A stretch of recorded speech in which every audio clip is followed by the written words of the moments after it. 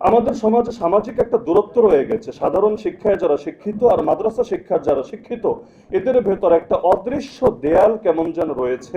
এটাকে দূর করার জন্য যৌথ বিতর্ক প্রতিযোগিতা, খেলাধুলা, যৌথ সাংস্কৃতিক বিনিময়, এরকম বিভিন্ন মাধ্যমে তাদেরকে একটা শ্রেণীর ভেতরে নিয়ে আসা দরকার।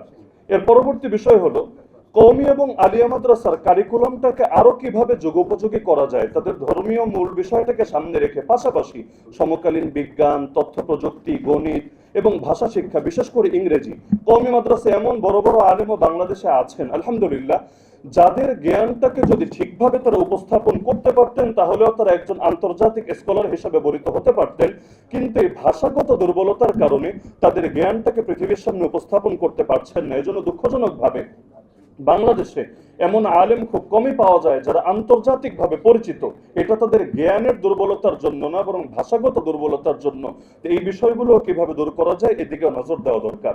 পরবর্তী বিষয় হলো দক্ষতা ভিত্তিক শিক্ষা। আমাদের মাদ্রাসায় যারা শিক্ষা অর্জন করে সকলেই যে ভবিষ্যতে মাদ্রাসার টিচার হবে বা মসজিদের ইমাম হবে এটা তো আবশ্যক না, এবং এটা সম্ভব না, এটা হওয়া উচিত না। তো তারা মাদ্রাসা শিক্ষায় শিক্ষিত হওয়ার পরেও তাদের মধ্যে এই পরিমাণ কারিগরি দক্ষতা আসা দরকার, এবং এটার জন্য রাষ্ট্রকে নজর দেওয়া দরকার, যাতে করে প্রতিটা ব্যক্তি সমাজের কোনো না কোনো কাজে আসে এবং তাদের দ্বারা রাষ্ট্র উপকৃত হতে পারে। বিশেষ করে আমি দায়িত্ববোধের সাথে বলতে পারি, কওমি মাদ্রাসার ছাত্ররা বিশেষ করে যেই ধরনের প্রশিক্ষণের ভেতর বড় হয়, তাদেরকে যে কোনো সেক্টরে যদি কাজে লাগানো হয়, আর্মির লোকগুলা যেমন একটা শৃঙ্খলার ভেতর বড় হওয়ার কারণে তাদের মধ্যে সব ক্ষেত্রে সভ্যতা, ভব্যতা এবং শৃঙ্খলা, মান্যতা অনেক বেশি থাকে, একইভাবে এদেরকেও যে কোনো সেক্টরে কাজে লাগানো হলে তারা এক একজন তারকা হয়ে চমকে যাবে ইনশাআল্লাহ। কিন্তু এজন্য এই কারিগরি ভিত্তিক এবং দক্ষতা ভিত্তিক শিক্ষাটা কিভাবে নিশ্চিত করা যায় এদিকেও নজর দেওয়া দরকার।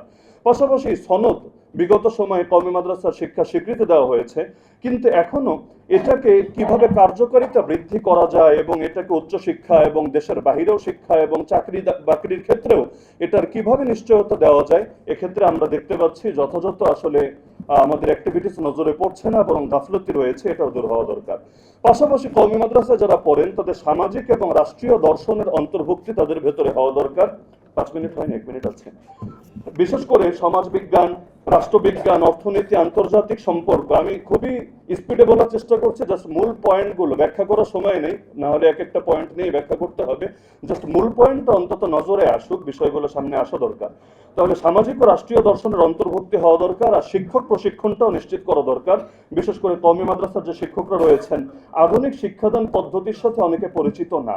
শাসন ছাড়াও কিভাবে বাচ্চাদেরকে পড়া যায়, বিশেষ করে অনেকে নিজের বাচ্চা মাদ্রাসায় দিতে ভয় পায়, কেন যে এত মারবে, এদেরকে মনে হয় এখানে আমি দিতে পারবো না বা তারা থাকতে পারবে না। তা আধুনিক শিক্ষাদান পদ্ধতি, মনস্তত্ত্ব এবং তথ্য প্রযুক্তি বিষয়ক নিয়মিত প্রশিক্ষণ নিশ্চিত করা দরকার। পাশাপাশি একটা বিষয় আমি না বললেই না, চাইল্ড প্রোটেকশন পলিসি এবং অভিযোগ সেলটা নিশ্চিত করা দরকার।